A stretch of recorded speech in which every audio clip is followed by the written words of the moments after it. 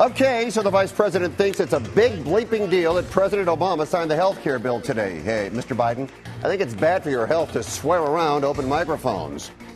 And as the president signed the bill into law this morning, an 11-year-old boy stood next to him. Who was he? Why was he there? And Steve McQueen like you've never seen him before. All of them like you've never seen him before. We've got the pictures, but you've got to watch.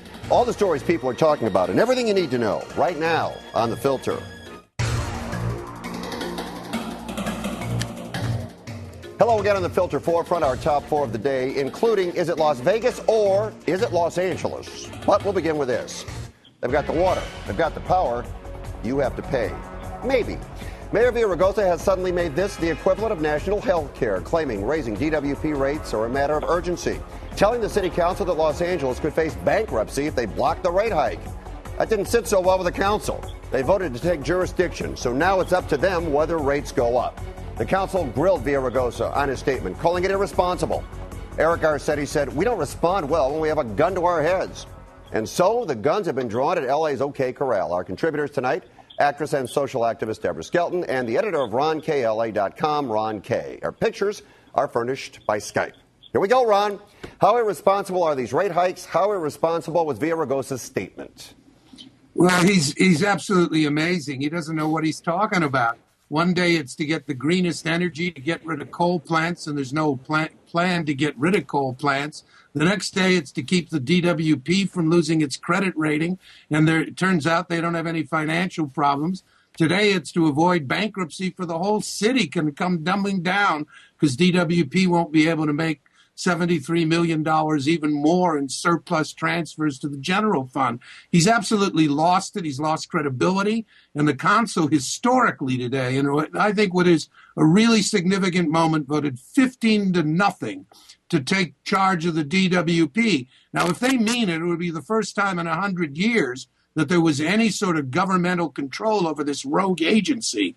They've asked for $648 million in new revenue from taxpayers this year. The mayor claims that's $2.50 a month, and he doesn't know what he's talking about. Maybe he doesn't care.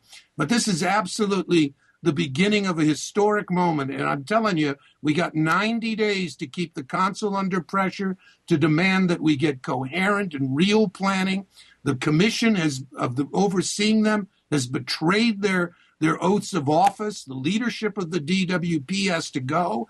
And frankly, I don't know that the mayor's got a leg to stand on in anything he tries to do from now on. Deborah, you have 30 seconds. What do you think? Ron, I have a bucket of tar if you have the feathers. Number one, Villaraigosa really doesn't know what he's talking about. Number two, what's really unjustifiable is the fact that he was willing to give the LA Zoo and has given the LA Zoo $42 million to build an enclosure for an elephant that should be in a sanctuary. So his priorities are wrong, and I think once your ego gets out of control, you need to justify it once you make blanket statements that are also ignorant. It just shows the depth of his ignorance with what goes on, and running to each and every corner like a cockroach, trying to stay out of the light in order to save his own skin in what he says. All right, so Deb, we talked about the DWP. You mentioned an elephant at the zoo and a cockroach. Are there any other animals or insects you quickly want to mention before we move on? You know what? If I did, it would have to start with the letter J and end in S. All right, let's go. Here we go to the next one. Every year, Californians spend millions to keep inmates in prison. Hundreds of those inmates sit on California's death row, about 700 in fact. But it might as well be called life row, because rarely does anyone actually go to the death chamber in California. We spend more than $125 million a year to keep inmates on death row. 13 have been executed in the last 33 years. Over that same period of time, 59 have died of old age. The death penalty. Who is it penalizing? Taxpayers? Why should we continue paying hundreds of millions of dollars to keep death row open when they never send anybody to the end of the road, Deborah? You know what? This is more than a challenge to the state of California. This is a conundrum. And I don't mean the thing that men put on their Johnson to protect themselves from sex.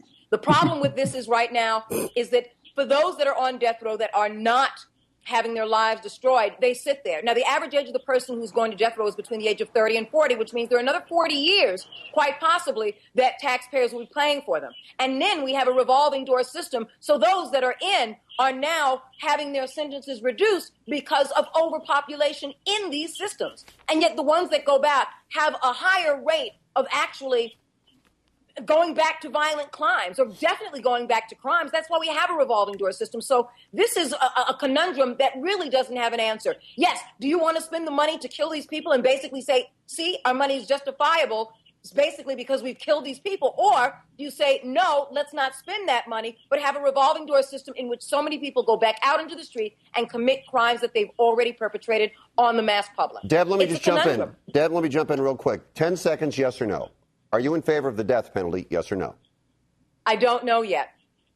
Okay. Still not sure. I'm a woman. I have not made up my mind. And when I do, I'll let you know, Fred. Ron, go ahead. Well, it's not a deterrent. I think the evidence is overwhelming that it doesn't matter whether states like Texas carry out the death penalty with great frequency or California doesn't. What really disturbs me is that issues like this go on for decades and decades, and we can't make up our mind. The truth is California has made up its mind. We're not going to execute people, and if we do, it's a rarity. We get dragged through the courts. We're wasting money, which is one issue, but what is the point of a death penalty if you don't enforce it? It's not a deterrent that way.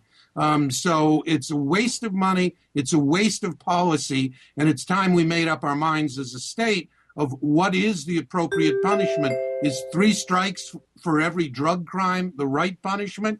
I just think there's no coherence, and there's a waste of hundreds of millions, billions of dollars on penal facilities that aren't really working. Well, the bottom line here, if you've got it and you're not going to use it, then don't spend money on it.